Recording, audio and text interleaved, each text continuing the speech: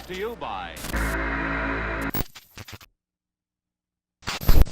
Human desire often exists in tension with the self we present to the world. There's a part of the psyche that craves freedom, indulgence, and the exploration of impulses that society deems forbidden. Yet this same psyche struggles to contain, disguise, or repress those urges. This internal conflict can manifest as a dissonance between the persona that we show others and the self that exists beneath the surface. A shadowy, relentless version of who we truly are. Within this tension lies both fascination and fear, a space where longing becomes entangled with guilt, shame, and the terror of exposure. Our inner lives are populated by shifting identities and fractured selves, each competing for dominance. Moments of erotic or carnal desire are rarely experienced in isolation. They ripple through consciousness, stirring reflection, guilt, and curiosity about the boundaries of self-expression. At times, these desires feel intrusive, dreams of the forbidden that expose aspects of the self that we struggle to acknowledge. This dynamic creates a psychological landscape where repression and revelation, pleasure and horror, continually collide. A terrain that is as mesmerizing as it is disorienting.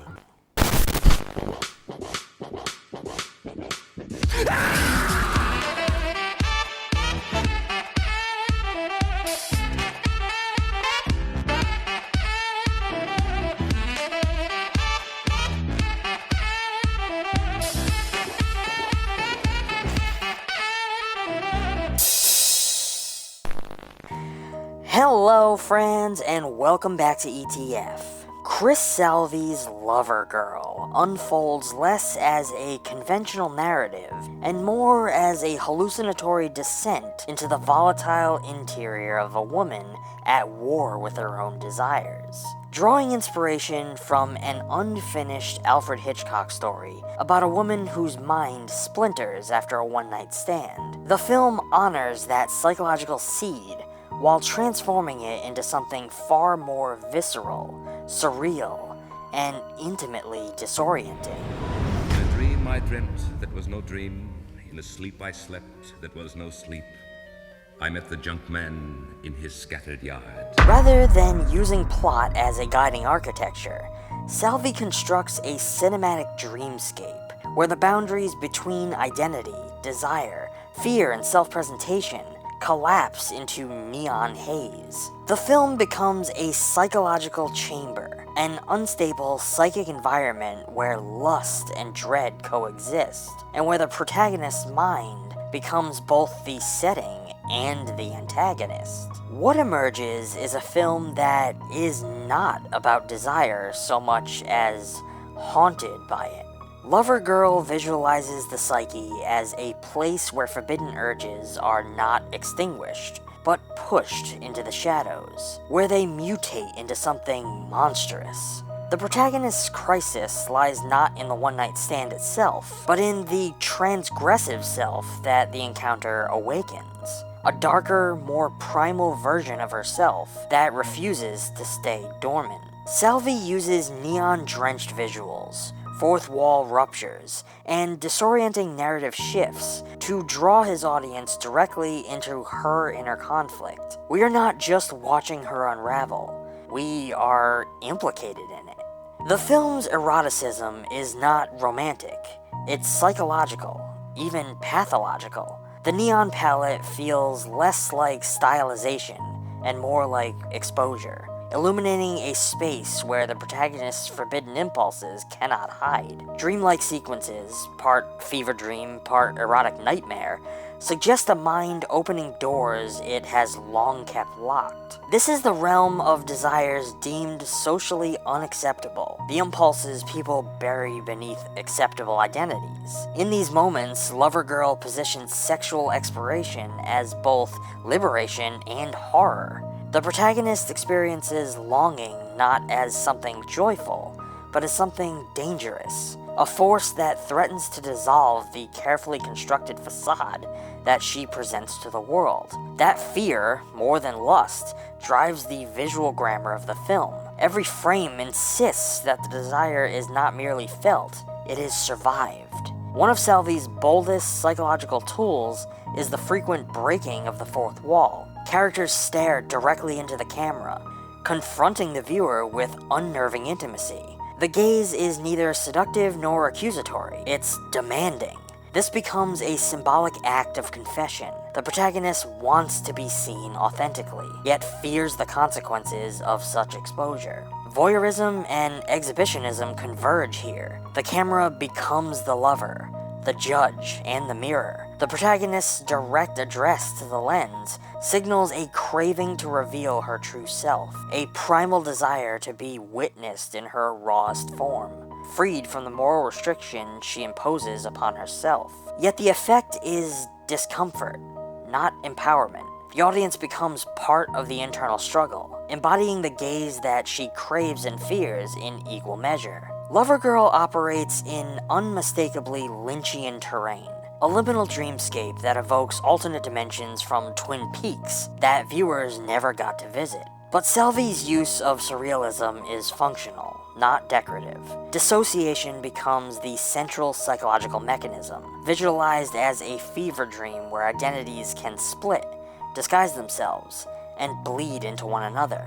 Midway through the film, the protagonist suddenly changes into a different actress altogether. This is not simply recasting, it is a cinematic externalization of psychological masking. The new persona represents the socially acceptable version of herself, the masks she wants the world to see. Yet this mask is porous. The nylon stocking, a key visual fragment of her transgressive identity, continues to seep through the surface. The past does not stay buried. The authentic self refuses to be erased. This transformation illuminates a classic defense mechanism, reaction formation, where an individual outwardly adopts traits opposite to their true impulses, in an attempt to suppress them. The film reveals how futile that strategy is. The mind has its own gravity. The climactic strangulation sequence is one of the film's most psychologically rich images. Her new persona is strangled by her lover. Then, in a jarring reversal, she is strangling her. This duality symbolizes the perpetual oscillation between submission and dominance within her psyche. The lover becomes both attacker and victim, mirroring her internal split. The self that wants to suppress her desires, and the self that wants to embrace them. Strangulation becomes a metaphor for suffocation, both inflicting and self-inflicting. It represents the violent tug-of-war between facade and instinct, repression and expression. The conflict is not external, but intrapsychic, and no victor emerges. The film's final image, a reverse shot of her lover descending into darkness, functions as a symbolic retreat of the protagonist's authentic self. Played backward, it feels like a retraction, a pulling away from revelation. The darker, forbidden version of herself withdraws into the subconscious shadows, unwilling or unable to fully surface. This is not resolution, but postponement. The battle will rage on. It is a haunting conclusion because it acknowledges a psychological truth. People often retreat from the parts of themselves that threaten their socially constructed identities. The true self flickers at the edges, then disappears. Not destroyed, merely waiting. LOVERGURL is not a story about a woman breaking down after a one-night stand. It's an exploration of the psychological terror of authenticity, the horror of confronting the desires society deems unacceptable, and the lengths to which the mind goes to silence them. Through neon-saturated imagery, Lynchian atmospherics, fractured identity, and direct confrontation with the audience, Chris Salvi crafts a filmic subconscious. It's a space where lust becomes dread, the self becomes many, and every viewer becomes a participant in the protagonist's unraveling. Each viewer will walk away with their own interpretation, because the film is not designed to be understood intellectually. It is designed to be felt, in the same primal, disorienting way that forbidden desire itself is felt. It is the cinematic expression of a psyche trying desperately to reconcile who it is with who it wants to be, and the haunting recognition that sometimes the truest parts of ourselves live within the dark.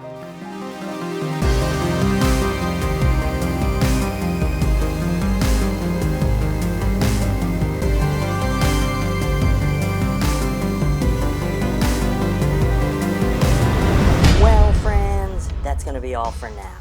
If you're interested in this film, I urge you to check it out for yourself and formulate your own thoughts and opinions about it. I hope you come share those thoughts in the comments. Let me know if there are any movies that you would like to see discussed on this channel. I always love to hear from you guys, and I do my best to try and respond to everyone. As always, I have put a link down in the description to a physical copy of the film, if one exists, so that you can add it to your collection. Using that link helps out the channel, and that is always appreciated. Furthermore, if you like the video, I urge you to give it a thumbs up, subscribe if you aren't already. I know many of you watching aren't yet subscribed, so help support the channel. Subscribe. If you'd like to go the extra mile and support the channel even more, we do have a Patreon. And if you sign up for our Rated R tier level, you can get yourself access to the ETF Digital Archive. We get a lot of compliments about the VHS collection that you guys see in the background of almost all of our videos. Well, we have been hard at work slowly digitizing that collection and creating a place where we can share it with all of you. Thanks to the help of the Plex platform, one of this channel's sponsors, we can now do just that. This is our way of doing our part to help preserve that gritty, nostalgic VHS look and feeling before it's gone forever. So as a special thank you for becoming a Rated R tier member, you will be added to our ETF Archive Plex server, so that you can stream our VHS collection from anywhere at any time. It's basically like having a streaming service for VHS, which I think is pretty cool. We also have a Mercari store, where you can go and get yourself a little piece of the ETF archive. While collecting VHS, Blu-rays, and DVDs over many years, we wind up with lots of duplicates, and we unfortunately can't store them all. So on our Mercari shop, we have those for sale. Purchasing those not only expands your collection, but makes room for us to expand ours. All the links for everything are down in the description. Until next time, stay safe, and as always, thanks for watching.